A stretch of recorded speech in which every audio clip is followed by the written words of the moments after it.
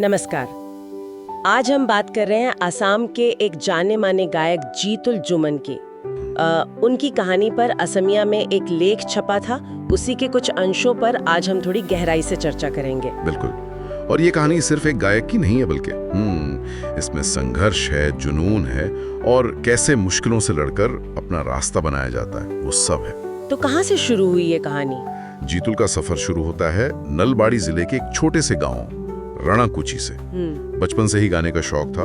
School में तो best singer का अवार्ड भी मिला था। अच्छा, मतलब हुनर तो शुरू से ही था। हाँ, हुनर था, सपना भी था गायक बनने का।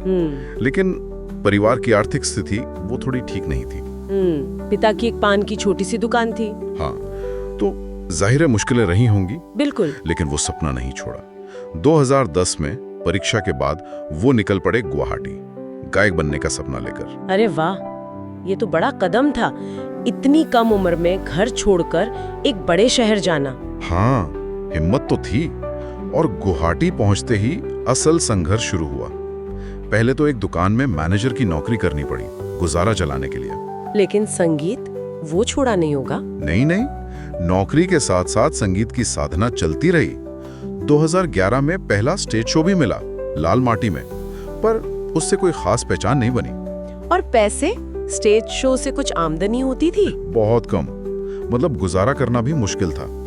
आर्थिक तंगी बनी हुई थी। सोचिए, 2013 में पहला गाना रिकॉर्ड भी करवाया, लेकिन पैसे ही नहीं थे कि उसे रिलीज कर सके। ये तो बहुत दिल तोड़ने वाली बात है, इतनी मेहनत के बाद भी रिलीज न कर पाना। सही कहा। ये दिखाता है कि सिर्फ टैलेंट काफी नहीं होता कई बार। लेकिन वो रुके नहीं। 2014 में उन्होंने खुद का लिखा, खुद का कंपोज किया गाना मरम विचारी, उसे रिलीज किया। अच्छा, ये पहला ऑफिशियल रिलीज था उनका? हाँ, अपना पहला गाना। एक छोटा कदम, पर बहुत जरूरी था उनके लिए। और फिर क्या नौकरी जारी रखी? नहीं, 2015 में उन्होंने एक और बड़ा फैसला लिया, दुकान की नौकरी छोड़ दी। सोचा कि अब पूरा ध्यान सिर्फ संगीत पर देंगे। लेकिन ये तो और भी मुश्किल रहा होगा, बिना नौकरी के गुवाहाटी में रहना। बहुत मुश्किल। सिर्फ गायकी के भरोसे टिके रहना लगभग नामुमकिन सा हो गया था। 2016 आते आते वो मानसिक रूप से बहुत थक गए थे। लगने लगा था कि शायद ये रास्ता सही नहीं है। ये वो वक्त होता है जब कई लोग हार मान लेते हैं। बिल्कुल। लेकिन यही कहानी में एक मोड़ आता है। उन्होंने हार नहीं मानी। क्या किया? एक प्राइवेट कंपनी में सिक्योरिटी गार्ड की नौकरी पकड़ ली। क्या सिक्योरिटी गार्ड? मतलब गायकी छोड़ दी? छोड़ी नहीं, ये टिके रहने का तरीका था, अपने जुनून को जिंदा रखने के लिए एक प्रैक्टिकल कदम। और कमाल की बात यह है कि इसी नौकरी के दौरान उन्होंने चैया और मैकेनिक जैसे अपने हिट गाने लिखे। अरे वाह, ये तो कमाल है। मतलब हालात चाहे जैसे हो, हुनर अपना रास्ता ढूंढ ही लेता है। सही कहा। और फिर 2016 में ही किस्मत ने भी साथ दिया। उनके एक दोस्त हैं रिंकू मजुमदार। उनके लिखे और कंपोज किए गाने चांद डूबी बिल को जीतुल ने गायिका नमी निशा के साथ गाया। नमी निशा? अच्छा। हाँ, और ये गाना चल निकला, जबरदस्त हिट हुआ। और यहीं से जीतुल जुमन को वो पहचान मिली जिसका उन्हें सालों से इंतजार था। तो ये था वो टर्निंग पॉइंट, चांद डूबी बिल। बिल्कुल। इसके बाद शोज मिलने लगे, असम के बाहर से भी ऑफर आने लगे। फिर उन्होंने अपने वो गाने रिलीज किए जो सिक्योरिटी गार्ड की नौकरी के दौरान लिखे थे, चैया, मैकेनिक।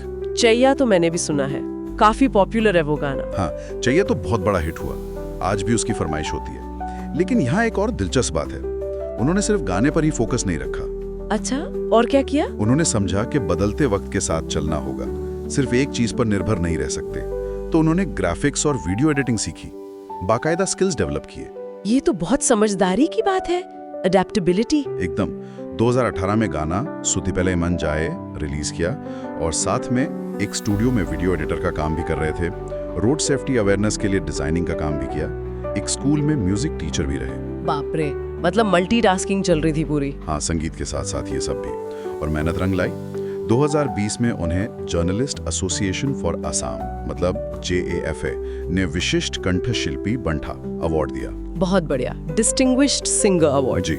लॉकडाउन के दौरान भी वो रुके नहीं, एक न्यूज पोर्टल के साथ काम करते रहे। और फिर 2022 में आया उनका शायद अब तक का सबसे बड़ा हिट, ना खांदे। ना खांदे, हाँ, ये गाना तो बहुत ही ज्यादा पॉपुलर हुआ था। बहुत ज्यादा। इसे लोगों ने हाथों हाथ लिया और उसी साल दिसपुर प्रेस क्लब ने भी उन्हें कंठशिल्पी बंठा यानी सिंगर अवार्ड से सम्मानित किया। तो आज वो क्या कर रहे हैं? संगीत तो चल ही रहा होगा। हाँ, संगीत तो जारी है, साथ ही वो एक न्यूज़ पोर्टल में प्रोग्राम कोऑर्डिनेटर और लीड वीडियो एडिटर के तौर पर काम कर रहे हैं। उनकी अपनी कंपनी भी है, माँ देवतार सृष्टि, MD क्रिएशन नाम से, जो ग्राफिक्स, वीडियो एडिटिंग वगैरह का काम करती है। अच्छा, अपनी कंपनी भी? जी, और निजी जिंदगी में भी सब अच्छा है। पिछले साल अक्टूबर 2023 में उन्होंने अपनी साथी गायिका नमी निशा से शादी कर ली, 11 साल के रिश्ते के बाद। अरे वाह! नमी निशा, जिनके साथ उनका पहला हिट गाना था। हाँ, वही नमी निशा। तो कुल मिलाकर जीतुल जुमैन की कहानी ये सिर्फ एक सिंगर के स्टार बनने की कहानी नहीं है। सही कहा, ये कहानी है लगन की, मुश्किलों से ना हारने की और वक्त के साथ खुद को बदलने की, नए हुनर सीखने की। बिल्कुल। अपने पैशन को जिंदा रखते हुए प्रैक्टिकल रास्ता निकालना, उन्होंने यही किया। वाकई एक प्रेरणादायक सफर है ये।